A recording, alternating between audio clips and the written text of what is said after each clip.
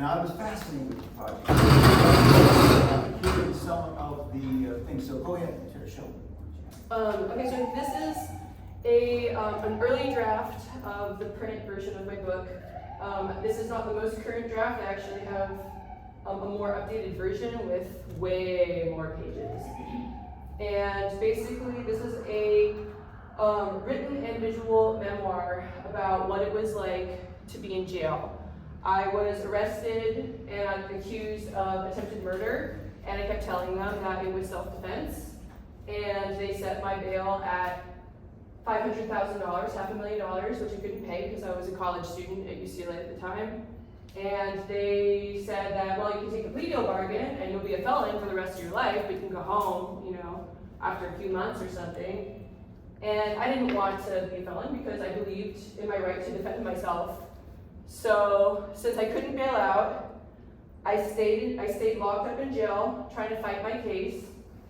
And I spent almost an entire year locked up in jail before they finally said, not guilty. And they let me go, and I walked free with a clean record. So my story is about the meaning of innocent until proven guilty and the reality of how that's actually practiced.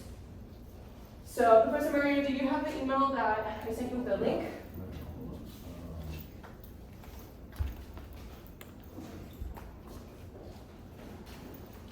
And if you guys want to pass around this, like, to see some of the pictures.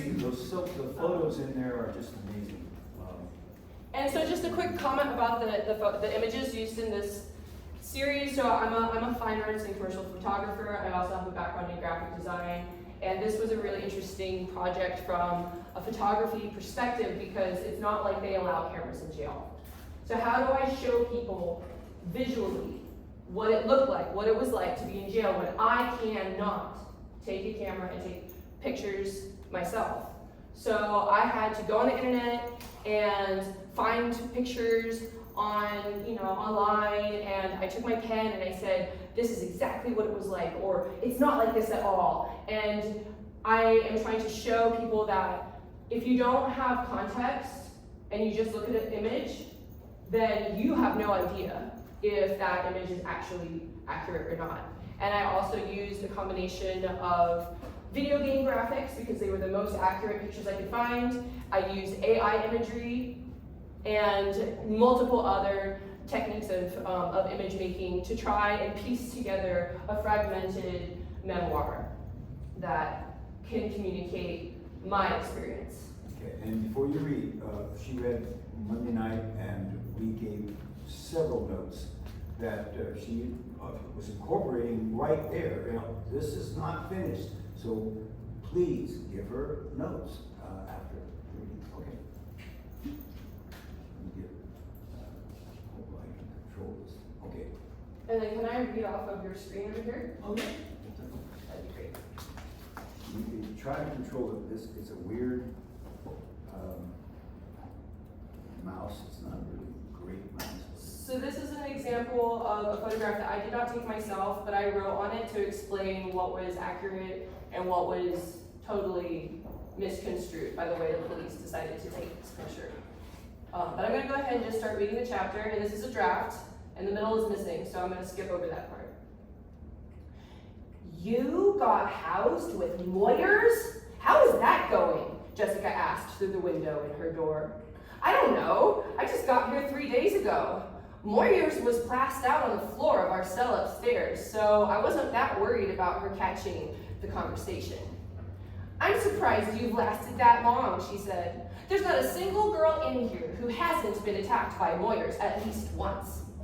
She's attacked people? What did she do to them? I was starting to think my nasty gut feelings about my cellmate weren't that uncalled for after all. Oh, you know, the usual. Hitting, punching, just attacking them. She'll attack anyone for no reason all the time. She attacked Gloria, she attacked Mary Jane, Kenya, everyone. She got into a fight with Pocahontas too. She batshit crazy. They really shouldn't be housing her with no one. The cops should put her by herself. Wow, wait, I thought Moyers got here on the same day I did. Has she been here before? She's a regular, always in and out. Oh, so what happens if she attacks someone? Do the cops just make you work it out together in your cell, or what? Oh, they'll just rehouse you with someone else if that happens, she replied cheerfully. Maybe put you in a different program. What's a program? Oh, a program is a group, is your group, who you get to hang out with. You know, like who gets to come out to the common room at the same time as you. They're like your family. You can hang out, eat food, whatever you want, outside of your cell for 1 hour a day. And your program sticks together. They don't let us mix. Unless you get moved to a different program. Yeah, but you can only get moved to another program with the same color wristband as you. See, you got a yellow-red wristband? That means you can only be in programs with other yellow-reds. And me, I got green, so I'm in the program with the other green wristbands. Do the other colors mean different things? Oh yeah, green is pretty peaceful, we're chill. Green is for protective custody, so we can't mix with nobody. What about yellow? Well, regular yellows live in the unit next door. They're usually pretty chill, but it's the psych section. You know, for people who try to use not guilty by reason of insanity for their case. But we don't got no regular yellows over here, only yellow-red. Yellow-red is for the violent psychopaths. Are you kidding me? Nope. Welcome to the family, she said, laughing. The loudspeaker blared. Program change, look out for the next program. You better get up there. I think it's time for the greens to come out. Jessica pointed to the ceiling of her first floor cell. Mine was on the second floor. Okay, talk to you later. Thanks for the chat. I turned around and hurried up the pale blue metal stairs. When I reached my cell, I quietly climbed up the sink and onto the top bunk, careful not to wake Moyers on the ground. For the rest of the day, I obsessed over one thought. If we get into a fight, it will move me with someone else. Here's the unwritten section, and then I'm skipping forward. Perched on my hands and knees like a cat about to pounce, I looked down at her from the top bunk and growled, "What makes you think you will ever see your daughter again?" Next thing I knew, Moyers had grabbed a fistful of my hair, slammed me down onto the cement floor, and started pounding away at my fat face. Ow! Wham! Wham! Wham! Moyers howled like a wolf, and she hammered with one fist. The other fist clenched tight around my hair, pinning me down to the floor. Ah! I shrieked, and tried to cover my head with my arms. It did nothing to stop Moyers' blows. Warm, watery blood splattered out of my nose. The little old lady's strength was impressive and surprising. Still held down to the filthy cold floor, I smiled up towards her face. Go ahead, hit me. You think I care? Your punches are nothing compared to what I'm already used to. I thought of my violent ex, a former pro boxer with a bad Russian attitude. The memories strengthened my bitter grin. Confident that the fight would get me moved with a different cellmate, I stretched my arm halfway up the wall and pressed the help button, which luckily was close enough that I could reach it from where I was being held down on the floor. What's your emergency? The voice from the room's loudspeaker sounded bored. Can you send someone over? I'm getting attacked, I replied. My voice came out surprisingly calm. Moyers kept me held down, but paused with one fist in the air. Are you sure? It doesn't sound like you're getting attacked. Yeah, I'm pretty sure I could use some help here. Ow! My Moyers howled again and resumed drilling into the side of my head. Get off me! I hollered between impacts. Unable to free myself from Moyers' grip of my hair, I bit down hard on her bony ankle. Yow! Moyers shrieked in rage, then continued her punching with a new fury. Yeah, okay, said the voice. I'll send someone. A moment later, every speaker throughout the jail blasted, "Lock it down, lock it on, everybody lock it down now!" Our door slid open and 2 cops dragged Moyers and me out. Down the stairs and out the unit door, Moyers got sent to a holding room, and since there was nowhere else to put me, I got locked in the closet. Stacks of plastic chairs surrounded me. Nothing else was in the small cement room. I sat in the corner, on top of a short stack of chairs. 10-15 minutes passed, and a she-cop named Sanchez came in for my statement. "What happened?" Sanchez asked. "We were having a heated argument, and Beverly grabbed my hair and threw me down on the ground and started punching my face. Did she do this to you? Sanchez pointed at my face. Not surprisingly, I had a black eye. Yeah, I replied. Did you bite her? Yeah, I bit her to try to get her to stop punching me. Who started the fight? She says you started it. Okay, maybe I shouldn't have been having a conversation like that with Moyers, but I was on the top of my bunk when she threw me down. I didn't start anything physical with her. Your shirt is covered in blood. Put on this new one. Sanchez threw an orange tee my way. I pulled the old shirt off. Wait a second, said Sanchez. Did she do all of that to you? Without the shirt, suddenly an assortment of other bruises were revealed all over my body. No, Beverly only hit my head and my face. All the rest of these bruises came from that asshole you guys keep accusing me of trying to kill when I got arrested. Did they take photos of this when you got booked? Sanchez asked. No, not at all. Bruises don't show up on my body for like 3 days. There were no bruises when I got booked. Okay, well, I don't know what exactly is going on, but either way, I need to take photos of all of this, said Sanchez. I didn't know it yet, but almost a year later, those photographs would be used to prove my innocence.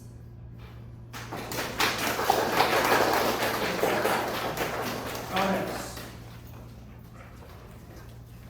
You take them. Comments?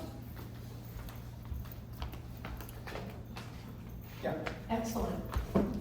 Excellent.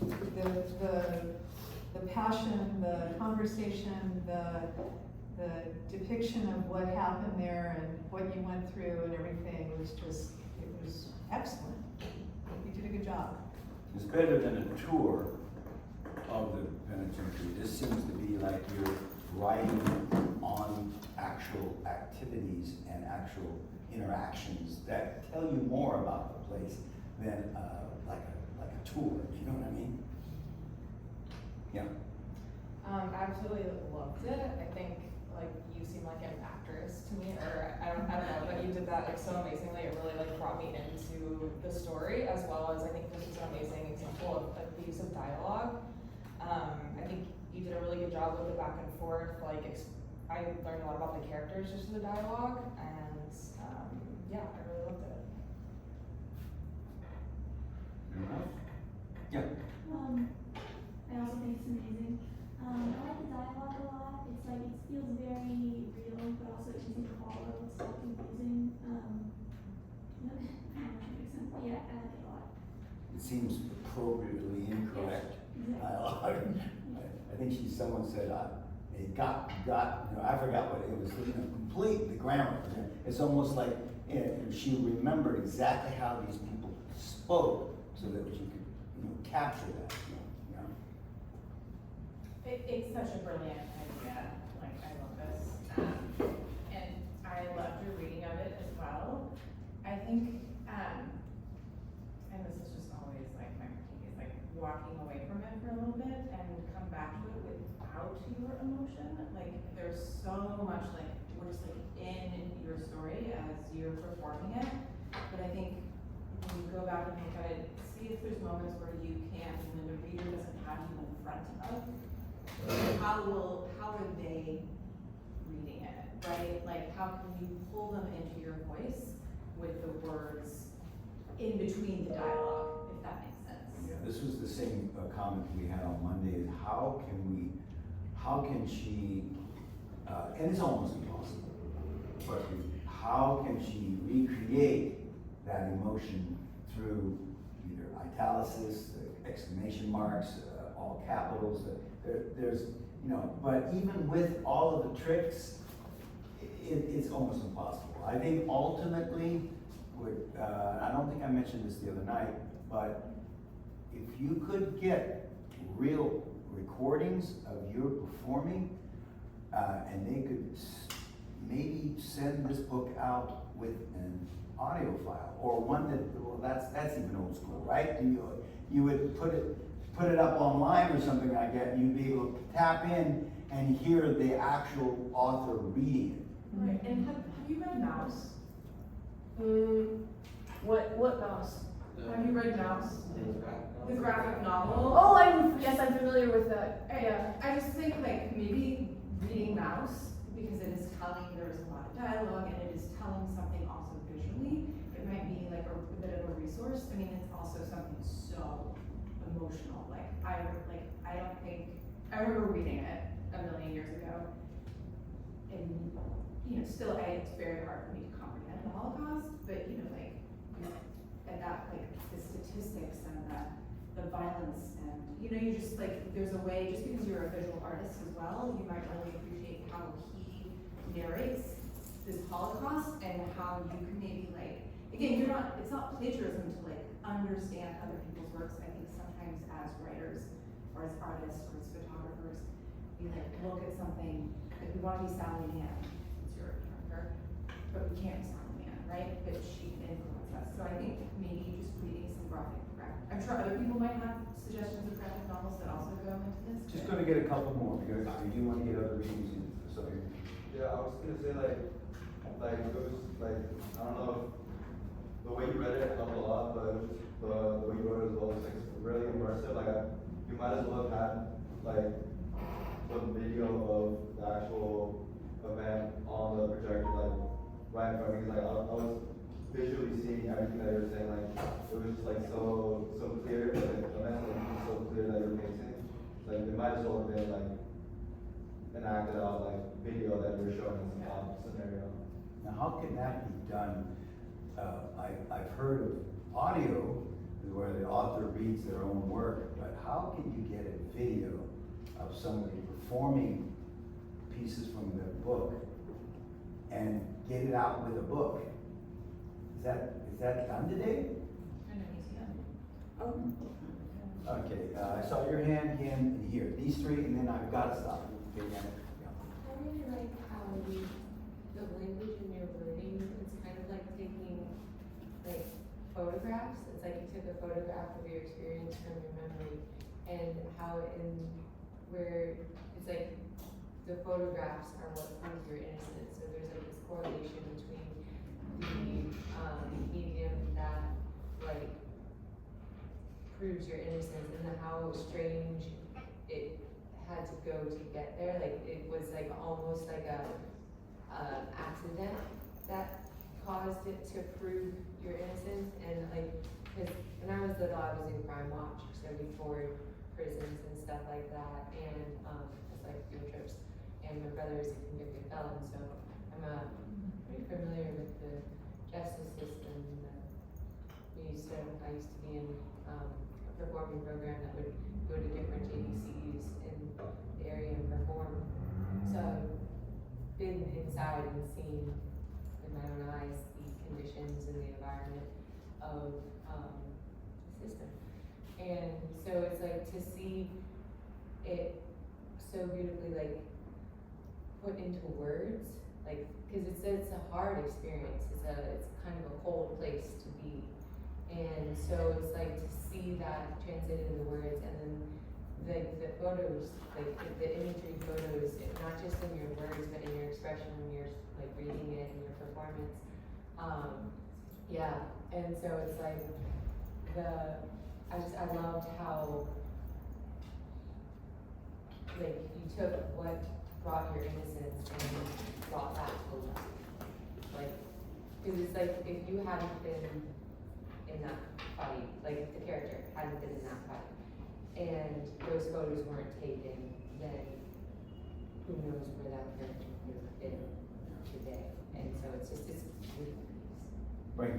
You're I just wanted to also just say what Rebecca was talking, it's so brilliant, taking that experience and creating. I haven't looked at the book yet, so I want to. Where is the book? At the picture right here. Okay.